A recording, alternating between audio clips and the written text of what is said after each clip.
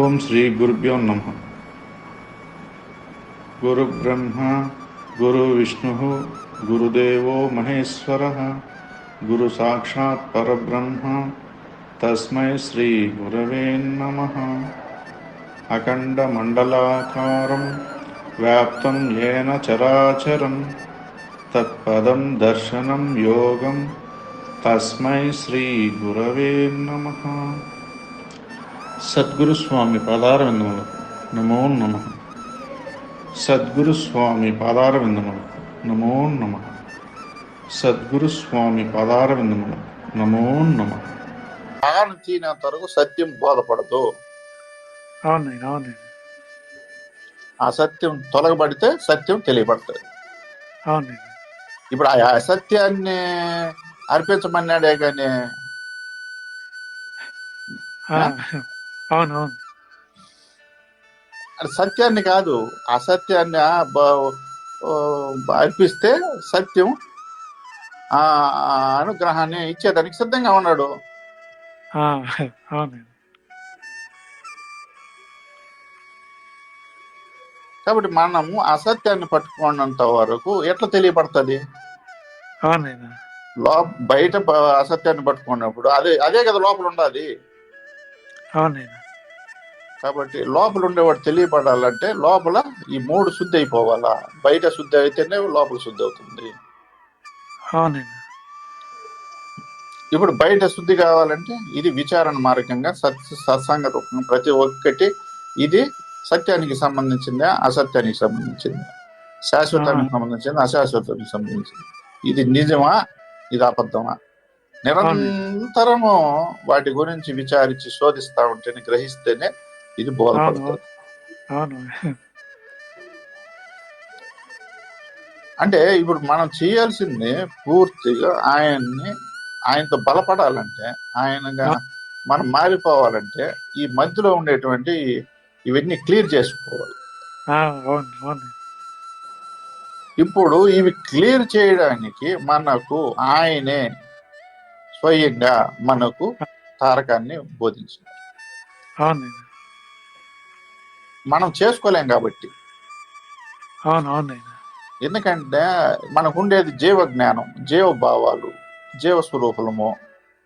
ఎట్లా చూసినా జీవులతో ముడిపడిపోయినాము.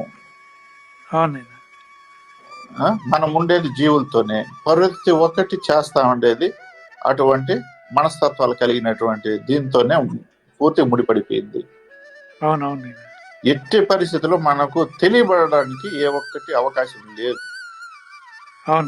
ఎంత తెలుసుకున్న పై క్షణంలో మరిపించేదానికి ఈడ సిద్ధంగా ఉన్నాయి. కాబట్టి అంతటి ఊబిలో కోరకపోయినాం మనం. ఇప్పుడు మన చేతికి అందింది ఏంటంటే తారక మంత్రం. ఆ తారకాన్ని ఎప్పుడైతే గట్టిగా పట్టుకుంటామో అప్పుడు ఇప్పుడు ఇవన్నీ కూడా క్లియర్ అవుతాయి.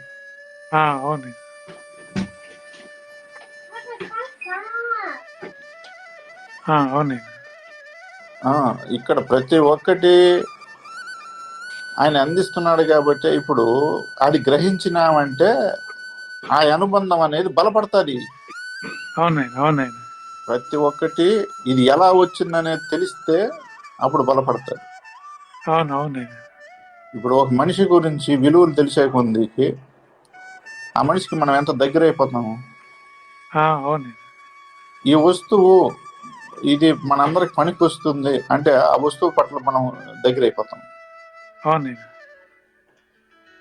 ఏదైనా కూడా ఇది మనకు జీవితానికి పనికి వస్తుంది, ఇది ఎలాగైనా మనకు ఉంటే ఇది మంచిది అన్నప్పుడు దాన్ని మనము దగ్గర చేసుకుంటున్నాము, ఆ అనుబంధాన్ని పెంచుకుంటున్నాము. అలా బలపడింది ఆ విషయంగా. ఇప్పుడు అదే విధంగా పరమాత్ముడు ఈ మానవ జన్మ ఇవ్వకపోతే మనకి ఇవన్నీ లేవు కదా. ఇప్పుడు అక్కడి నుంచి తీసుకుంటే జన్మ ఇచ్చింది ఆయనే, మానవ జన్మ. ఇప్పుడు ఆ జన్మ ఇస్తేనే కదా ఇప్పుడు ఈ తల్లిని చూడగలిగినాము. లాంటి తల్లి లేదే. ఇప్పుడు ఆయన ఇవ్వబట్టే కదా ఈ తండ్రి వచ్చినాడు, లేదంటే ఈ తండ్రి లేదే. అవునైనా. ఈ ఆన్నదమ్ములు, అక్క చెల్లెలు, ఈ బంధాలన్నీ, బంధుత్వాలన్నీ ఆయన ఇవ్వబట్టే కదా ఇప్పుడు ఇవన్నీ వచ్చినాయి. అవును అవునైనా. ఆయన ఇవ్వకపోతే ఇవి లేవే. అంటే మనం కర్మానుసారంగా తీసుకుంటే అది వేరు వస్తుంది. కాకపోతే ఆయనతో ముడిపడే బంధం నేను చెప్తాను. అవును అవునైనా. ఇవన్నీ కర్మానుసారంగా కలిగేటివి. మళ్ళీ ఇంకొక టాపిక్ లోకి వస్తే, కాకపోతే ఆయన అనేది లేకపోతే ఇప్పుడు మనకు ఆ బంధం అనేది ఇక్కడ లేదు కదా అని. లేదు, ఈ బంధాలన్నీ లేవు. ఇప్పుడు ఈ వస్తువులన్నీ తెచ్చుకోగలిగినాం, ఇవన్నీ చూడగలిగినాం, మనకి ఇష్టపడి తేగలిగినాం. ఆయన ఉంటేనే కదా మనకు ఇప్పుడు ఈ శరీరంలో ఆయన ఉండి ప్రతి ఒక్కటి శక్తినిచ్చి కల్పిస్తేనే కదా మనం చేయగలిగినాము. అవునవును. ప్రతి పనిని చేస్తున్నాం, ప్రతిదీ గ్రహిస్తున్నాం, ప్రతిదీ ఆలోచన చేస్తున్నాం, ప్రతి చదువు చదవగలుగుతున్నాం. ప్రతి ఒక్కటి మనకు తెలియబడతా ఉందంటే దానికి మూలం ఆయన ఉన్నాడు. ఆయన మనలో ఉంటేనే అవన్నీ తెలియబడతాను. ప్రతిదీ ఆయన ఉన్నాడు అంటే ఈ క్షణంలో కూడా ఈ ఫోన్ పట్టుకోవడం మనం మాట్లాడుతున్నాం అంటే ఆయన ఉండబట్టి పట్టుకోగలిగినాము, మాట్లాడగలుగుతున్నాము. అంతే అంతే అంటే ఆయన అనేది లేకపోతే కనీసం ఏ ఒక్కటి నాకు మనుగడ లేదు. అవును. ఆయన కనపడకుండా అన్ని చేస్తున్నాడు.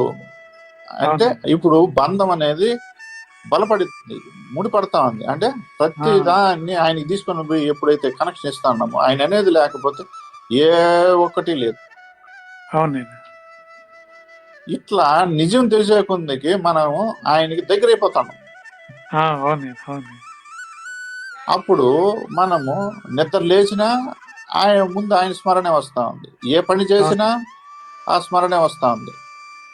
మొదలు పెట్టాలన్నా, ముగించాలన్నా, ఎవరితో మాట్లాడాలన్నా, ఏ పని ఏ ఒక్కటి ఆ స్మరణ అనేది.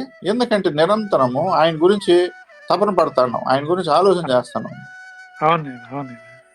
కాబట్టి ఇప్పుడు కంపల్సరీగా ఆ స్మరణ అనేది వచ్చేస్తా ఉంది. ఇప్పుడు ఆ బంధం ఇప్పుడు ఎట్లా బలపడతా ఉంది అంటే ప్రతి పని పట్ల అదే వచ్చినప్పుడు అది లోపల ఉంటేనే కదా బయట వస్తా ఉంది. ఇప్పుడు లోపల ఇప్పుడు నిరంతరము ఆ స్మరణ అనేది బలపడే ముందుకి బయట అన్ని కూడా తాను ఆరోగ్యంగా మెలగతా ఉన్నాడు, చేస్తా ఉన్నాడు. ప్రతిదీ కూడా ఆయనకు ముడిపెట్టేసినాడు. ఇప్పుడు ప్రతిదీ కూడా అట్లా బలపడిపోతున్నాం మనం. భగవంతునితో ఆ అనుబంధం అనేది ఆ రకంగా బలపడతాం. అట్లా దగ్గర అవుతాను. ఎందుకంటే ఆయన లేకపోతే నేను లేను అనేది ఇక్కడ తేటతెల్లం అయిపోయింది. అవునవును. ఏ ఒక్కటి కూడా ప్రతిదీ తిరిగేది కానీ, తినేది కానీ, చేసేది కానీ, మాట్లాడేది కానీ, అందరితో ఇది కావడం కానీ, అందరికి దగ్గర కావడం కానీ, అందరూ నాతో మెలగతా ఉండడం కానీ అనే ఎప్పుడైతే తను ఆలోచన చేసి ఇట్లా తీసుకున్నాడో ఆయన లేకపోతే నేను లేదు, ఇవన్నీ లేవు, మూలమైనడు ఉన్నాడు. ఆయన ఉంటేనే కదా నాకు ఇప్పుడు ఈ శరీరానికి విలువ. ఆయన ఉంటేనే కదా అందరూ కూడా ఈ శరీరంతో తిరుగుతా ఉండారు, ఈ శరీరంతో మాట్లాడుతూ ఉండారు, ఈ శరీరంతో మెలగుతా ఉండారు. ఇవన్నీ చేయగలుగుతున్నామంటే ఆయన ఉండబట్టే జరిగినాయి. ఆయన తప్పుకుంటే ఇది వ్యర్థంగా అప్పుడే తీసి పక్కన పారేస్తారు. కాబట్టి ఆయననే కాబట్టి ఇప్పుడు ఆయన అనుబంధం అనేది పూర్తిగా ఇది వదిలినా ఆయన్నే పట్టుకోవాలా అనేది ఇప్పుడు చివరికి వచ్చేసింది. ఇది ఎప్పుడు ఇది వదిలితే నేను నిరంతరం ఆయన స్మరణే, ఆయన్నే పట్టుకున్నాను. ఏ ఒక్కటి బయట ఉండేటివి ఏవి పట్టుకోకుండా ఆయనే పట్టుకున్నాను అనేది ఇప్పుడు మనకి కలగాలి. ఇప్పుడు ఎందుకంటే ఆ తను ధనం మనసు ఎప్పుడైతే టోటల్ గా ఈడ వదలబట్టి ఆయనకి అర్పించేస్తేనే కదా ఇంకేది పట్టుకోకుండా ఆయన పట్టుకున్నామని అది నిర్ధారణ అవుతుంది. ఇది వీటిల్లో ఏదన్నా ఒకటి పట్టుకో అంటే ఆయన పట్టుకోనట్టే. అంటే కొద ఉంది. కాబట్టి సంపూర్ణంగా ఈ మూడు మనము పూర్తిగా మనలో నుంచి ఇదైపోయి ఆ, బలపడినప్పుడే, అర్పించగలిగినప్పుడే అవునండి. ఆయనకి ఇదవుతాం, లేకుంటే కాలేము. అదే దగ్గర అవుతుంది. ఆ,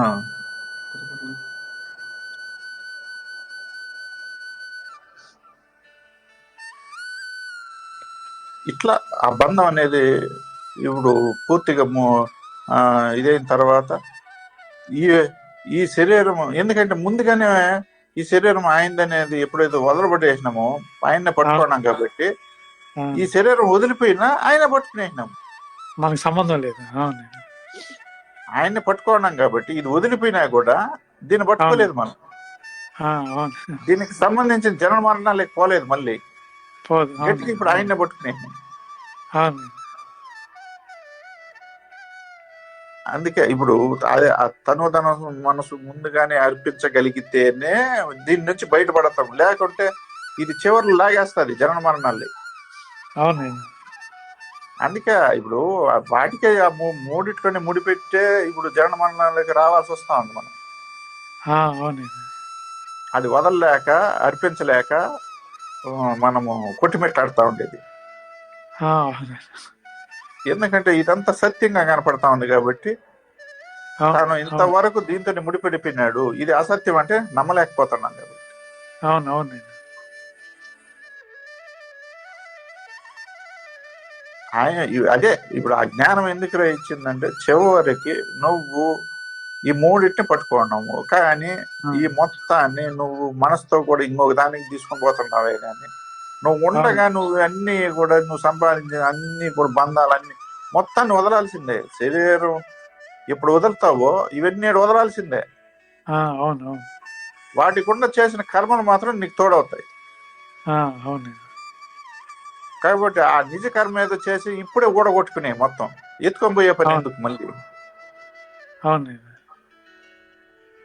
అని మనకు ఇప్పుడు ఆ మనసుతో అన్ని ముడిపెట్టుకుని ఎత్తుకొని పోతాను.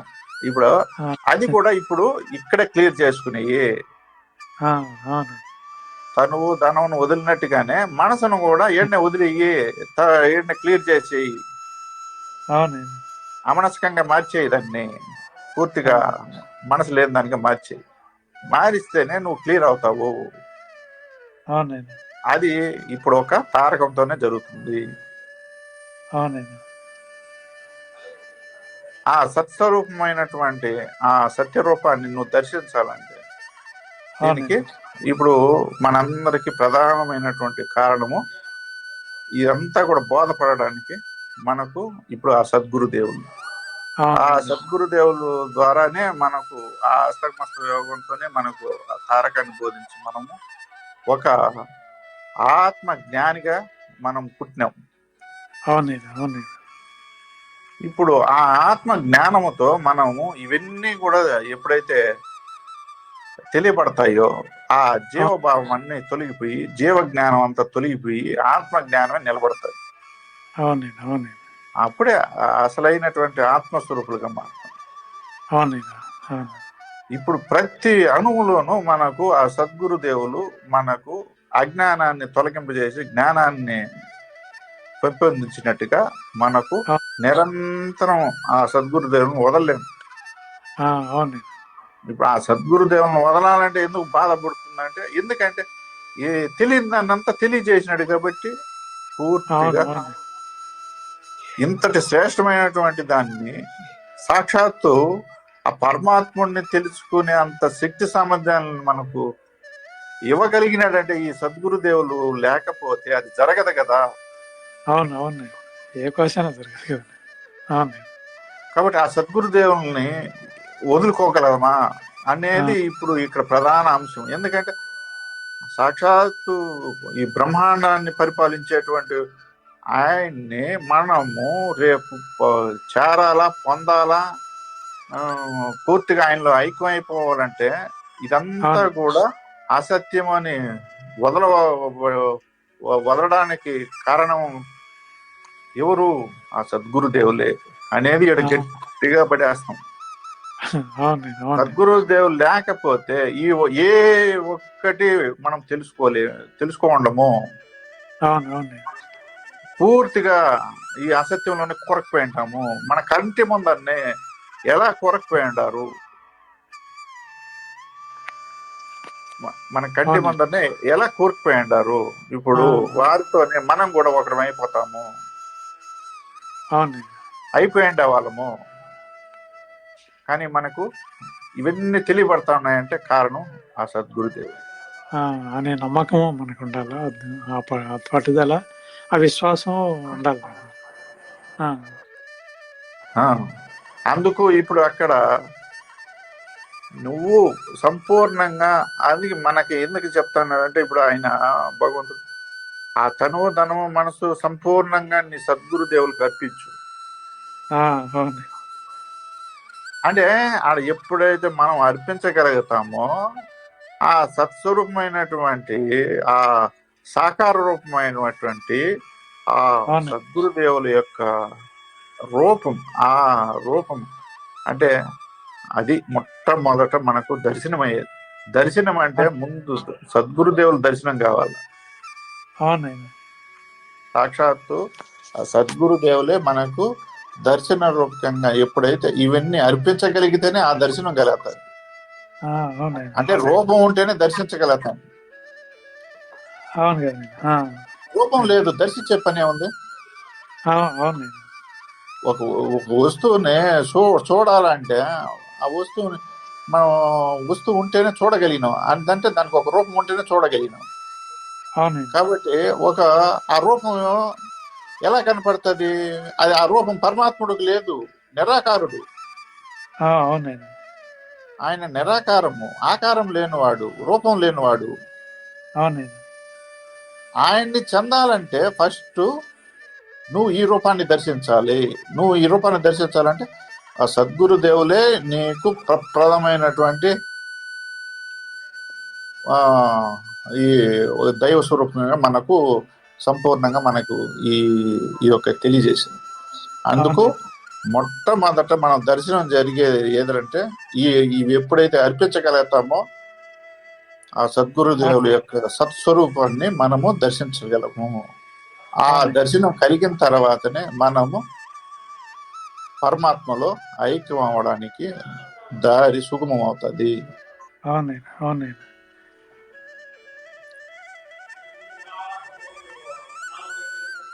కాబట్టి మనము అందుకే ఇప్పుడు ఈ అనుసంధానం అయ్యేది ఎవరితో ఆ! అనుసంధానం అయితే ఇవన్నీ క్లియర్ అవుతాయి. ఇవన్నీ టోటల్ గా మనం బయటపడతాము. అవునండి. ఇవన్నీ ఈ రకంగా ఉండాలి పరిస్థితి. అవునండి. కాబట్టి ఆ! ఆ ఒక్కటిని పట్టుకోవాలంటే ఇవన్నీ కూడా మనం ఏం చేయాలనేది మనకే వదిలిపెట్టేసినది. అవును. అవునండి. మనము ఇక్కడ అసత్యం కోసమే నిరంతరం బాధపడుతున్నాము, కష్టపడుతున్నాము, ఇష్టపడుతున్నాము, దుఃఖపడుతున్నాము. అవునండి. టోటల్ గా దీనికి బంధింపబడిపోయినాం అసత్యం కోసమే. సత్యం అవునండి. కోసం మనము అన్ని సులభంగా జరిగిపోవాలనుకుంటున్నాం. అవునండి. అవునండి. సమయం వెచ్చించేదంతా వీటి కోసమే బాధపడుతున్నాం, కష్టపడుతున్నాం, శ్రమ పడుతున్నాం, నిద్రాహారాలు మాన్యం, ఆ? వదులుకోలేక అవును. ఇబ్బంది పడుతున్నాం. ప్రతి ఒక్కటి ఇక్కడే చేసేస్తున్నాం. అవునండి. ఆయనతో ముడిపెట్టుకుంటే ఇవన్నీ అప్పుడు అవునండి. అసలు తెలుస్తుంది. ఆయన కోసం బాధపడదాం, ఆయన కోసం కష్టపడదాం, ఆయన కోసం శ్రమ పడదాం, ఆయన కోసం ఆ, పూర్తిగా ఈ సమస్యలను అంతా బయటపడేటట్టుగా చేద్దాం. అవునండి. ఈ సమస్యలు తొలగించుకున్నాం. ఎందుకంటే ఆయన్ని చేరాలంటే ఈ సమస్యలు అంటే ఈ బయట చెత్త అంతా లోపల పెట్టుకున్నాం కాబట్టి దాన్ని క్లియర్ చేసుకోవాలి. కాబట్టి అవునండి. అదే మనకి పెద్ద సమస్య. అందుకు ఆ సమస్యలు తొలగించుకోవాలా. అవునండి. ఇప్పుడు ఇటువంటివన్నీ కూడా ఆయనతో ముడిపెట్టుకున్నప్పుడు ఇవన్నీ క్లియర్ చేసుకో దానికోసం ఉపయోగించుకున్నాం. ఇప్పుడు ఇవన్నీ అవునండి. కొడతారా, తిడతారా, అవమానపరుస్తారా, ఇంకేమేమి చేస్తారు, దీన్ని చంపుతారా, లేదా ఏమేమి చేస్తారు. అసత్యంలో అసత్యమే కదా. అవును. అసత్యం కోసమే కదా మనం కూడా అసత్యంగానే పూర్తిగా దీంట్లో నిమగ్నం అయిపోయి పూర్తిగా పడిపోయేది. అవునండి. కాబట్టి అసత్యమైన వస్తువును పట్టుకోవాలంటే ఈ అసత్యం గురించి అవును.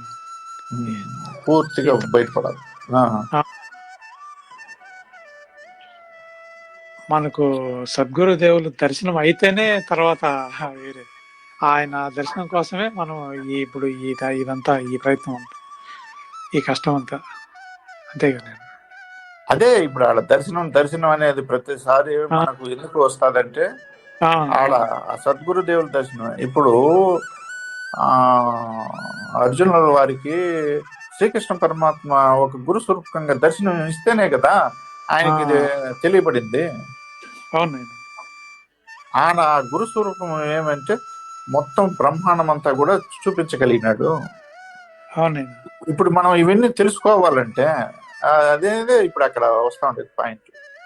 అవునండి. ఇప్పుడు ఆ గురు స్వరూపాన్ని మొత్తాన్ని ముందు అర్జునుల వారు ఆ రకంగా దర్శించినారు.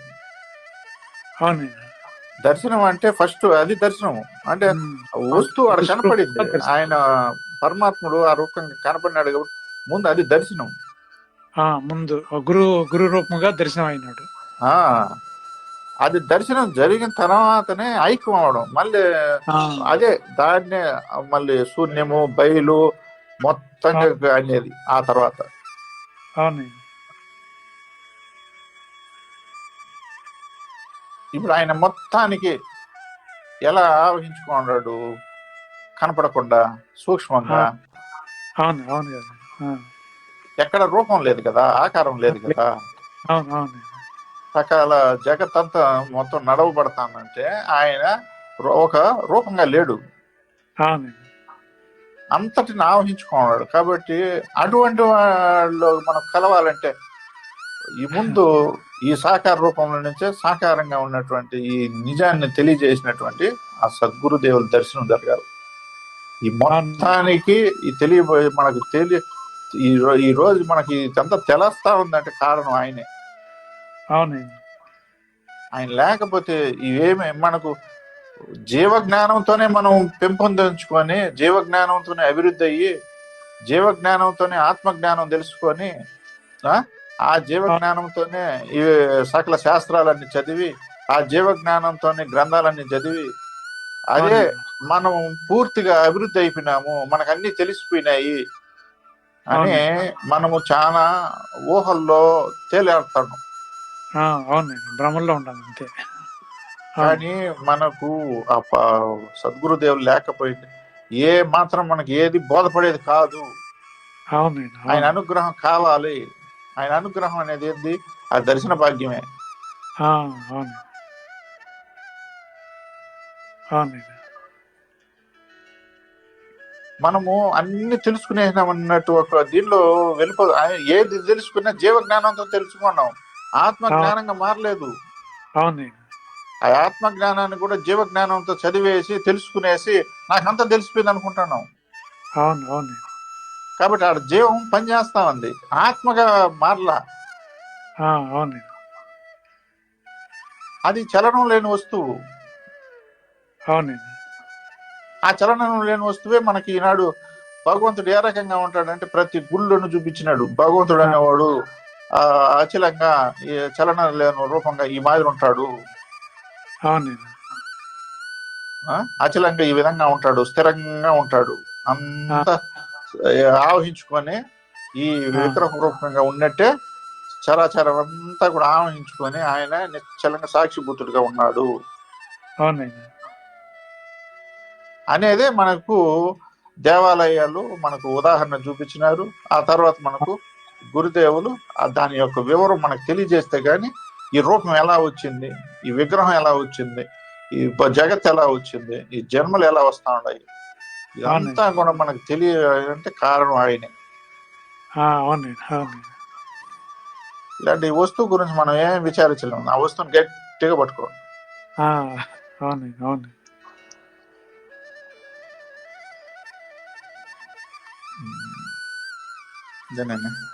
అదే మనకు ఇప్పుడు అన్ని అక్కడ ఇప్పుడు ఆ గురుదేవులను ఆ దర్శనం అయితేనే మనకు వేరే మిగతా దర్శనం అనేది ఉంటుంది. ముందు గురుదేవుల దర్శనం వరకే మనము ఇవన్నీ శుద్ధం చేసుకుంటే కానీ ఆయన దర్శనం అనేది కలగదు అనేది ఇప్పుడు క్లియర్ గా అర్థమవుతుంది. అదిగాక ఇప్పుడు మనకు మన నాయన గారు అక్కడ విగ్రహ రూపేణ అక్కడ ఉండేది కూడా దాని ద్వారా కూడా మనకు ఆడ చూపించేసినాడు, మనకు అది ఎట్లా అనేది చూపించినాడు. అదేనైనా ఇప్పుడు మనం స్థూలంగా ఉన్నాము మామూలుగా. ఇప్పుడు ఒక తల్లి రూపాన్ని చూసి చూసి చూసి చూసి అలవాటు చేసుకున్నాం, ఒక తండ్రి రూపాన్ని చూసి చూసి చూసి అలవాటు చేసుకున్నాం, మన బిడ్డల రూపాన్ని చూసి చూసి అలవాటు చేసుకున్నాం, భార్యాభర్తలు ఒకరికొకరు చూసి చూసి అలవాటు చేసుకున్నాం. ప్రతి బంధాన్ని, ప్రతి వస్తువుని, అన్ని ప్రతిదాన్ని చూపించి మనము వాటితో అనుబంధం ఏర్పడి పూర్తిగా బలపడిపోయినాం. అంటే చూపిస్తా ఉన్నాం ప్రతిదీ, చూపించి బలపడినాం. కాబట్టి అది కన్ను మూసుకున్న ఆ బంధాలు కనపడతాయి, కన్ను మూసుకున్న ఆ వస్తువులు కనపడతాయి, కన్ను మూసుకున్న ప్రతి ఒక్కటి జరుగుతుంది. అంటే మనము పూర్తిగా అందులో బంధింపబడిపోయినాం కాబట్టి. ఇప్పుడు అదే విధంగా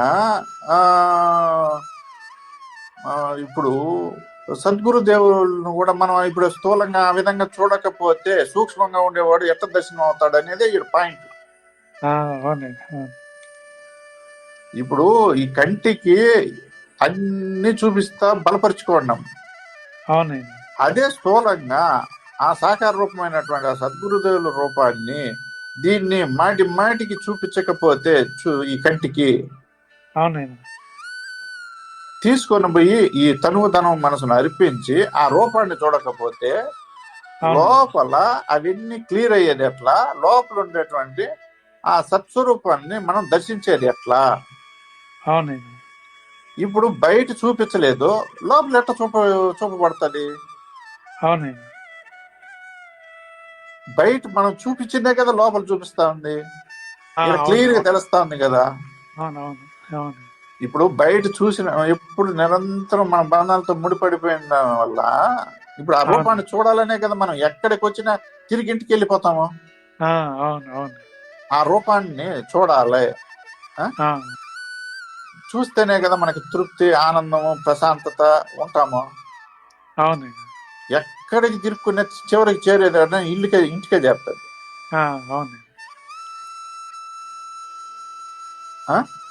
ఇప్పుడు ఇంటి దగ్గర ఉండే వాళ్ళు కూడా ఇప్పుడు ఆ రూపం కోసం ఎక్కడికి పోయినా ఆ రూపం కోసం ఎదురు చూస్తూ ఉంటారు, మళ్ళీ రావాలా చూడాలా అని. ఇట్లుండే వాళ్ళు అట్లయినా, అట్లుండే వాళ్ళు ఇట్లయినా అది చేరినప్పుడు వాళ్ళు ఎంత ఆందోళన చెందుతారు, బాధపడతారు. ఇక్కడ ఆ ప్రక్రియ చూపిస్తా ఉన్నాడు కదా ప్రత్యక్షంగా. ఇప్పుడు అదే ప్రక్రియ మనము నిరంతరము వాటిని ఎట్లయితే అలవాటు చేసినామో అసత్యానికి సంబంధించిందంతా, ఇప్పుడు సత్యాన్ని ఎప్పుడైతే మనం దర్శించాలనుకున్నామో, ఆత్మగా మారాలనుకున్నామో, ఆ ఆత్మ జ్ఞానాన్ని బోధించినటువంటి ఆ సద్గురు దేవుల యొక్క రూపాన్ని మనం దర్శించాలంటే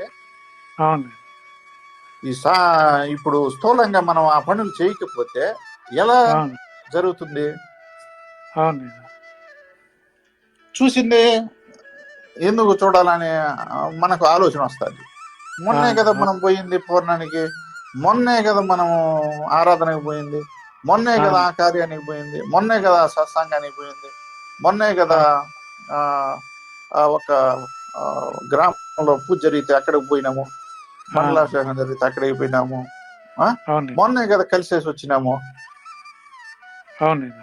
అని మనము ఏముండదులే మళ్ళీ చూద్దాము, ఏముండదులే మళ్ళీ చూద్దాము అనేది మొన్న చూసిందని మనమయ్యే వాయిదా వేసుకున్నాం కదా అవకాశం వచ్చినప్పుడు.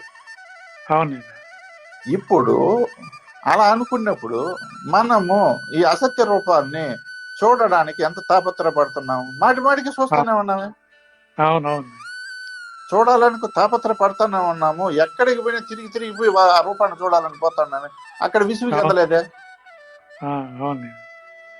తెల్లారే కదా చూసేసి వచ్చినాము, మళ్ళీ పోయి సాయంత్రం పోయి ఇప్పుడు ఆ రూపం చూడాలని పోకుండా ఏమన్నా నిలిచిపోయినావా? ఎంత కష్టాలైనా మొబ్బైనా పోతాను సాయంకాలం ముందుకి పోతున్నాం కదా. ఇప్పుడు ఆ విధంగా అక్కడ విసుగు చెందలేదే, వాయిదా వేసుకోలేదే. ఎట్టి పరిస్థితుల్లో అవి చూడాలా అన్నట్టు ఎంత ఇదిగా మనం పోతా ఉన్నాము, చేస్తా ఉన్నాము ఇప్పుడు ఆ కర్మలో. అవునండి. అక్కడ విసుగు చెందలేదే, యా యా తర్వాత వాయిదా వేసుకోలేదు, మళ్ళీ ఖర్చు అయిపోతుంది అనుకోలేదు. అవునండి. ఇప్పుడు పోతే ఖర్చు, వస్తే ఖర్చు, సమయం ఖర్చు, అన్ని ఖర్చుల గురించి ఆలోచన చేస్తున్నాం. అక్కడ అన్ని వెచ్చిస్తా ఉన్నాం అసత్యానికి. అవునండి. ఇప్పుడు ఇవన్నీ ముడిపడి ఉండేటప్పుడు మనము ఒక్క నిర్లక్ష్యం ఇక్కడ ఏర్పడతా ఉంది. చూడొచ్చులే, వెళ్ళొచ్చులే, ఇప్పుడు ఏముందిలే, తర్వాతలే అని. ఇప్పుడు మన ఆలోచన భావాలను బట్టే కదా ఇప్పుడు దర్శనము. అవునండి.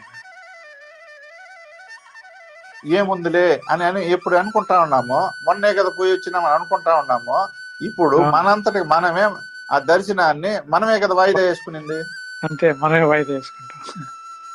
క్లియర్ గా తెలిసిపోతా ఉండా ఎట్లా దూరం అవుతున్నాడు అనేది మన ఆలోచన విధానాన్ని బట్టి క్లియర్ అయిపోయింది. అవునవును. అక్కడ ఎట్లా దగ్గర అవుతా ఉన్నాము, అక్కడ ఆ అనుబంధానికి ఎలా దగ్గర అయినాము, ఈ అనుబంధానికి ఎలా దూరం అవుతున్నాము అనేది మనం చేసే పనుల ద్వారానే తెలిసిపోయింది. రేపు కూడా అంతే పరిస్థితి, రేపు జరిగేది అంతే. అవునండి. అదే ఇప్పుడు మనం ఈ సత్సంగ రూపకంగా ఈ విషయాలు, ఈ వివరాలు ఇప్పుడు ఓపెన్ గా చెప్పాల్సి వస్తుందే కానీ అసలు మనం అసలు నేను చెప్పకూడదు ఇవన్నీ, అయినా చెప్పాల్సి వస్తా ఉంది పరిస్థితి. ఎప్పటికైనా ఇది తెలియపడాల్సిందే, లేకుంటే దీంట్లో నుంచి బయటపడలేమన్నట్టుగా. ఇప్పుడు మనం ఉన్నంత కాలమే కదా నిజాలు అవి కూడా దాచిపెట్టుకున్నామంటే ఇంకెట్లా తెలియపడతాయి అన్నట్టుగా చెప్పేస్తా ఉండేది.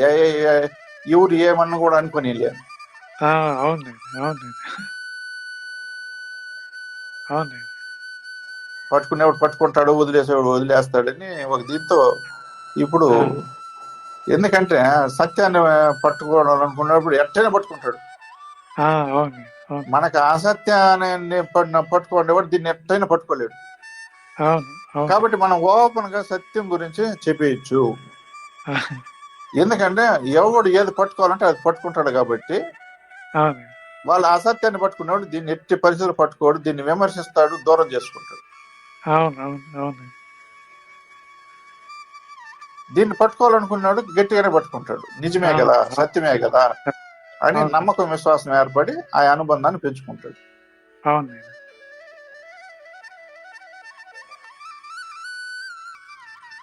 సద్గురు స్వామి పాదార విందములకు నమో నమః. సద్గురు స్వామి పాదార విందములకు నమో నమః.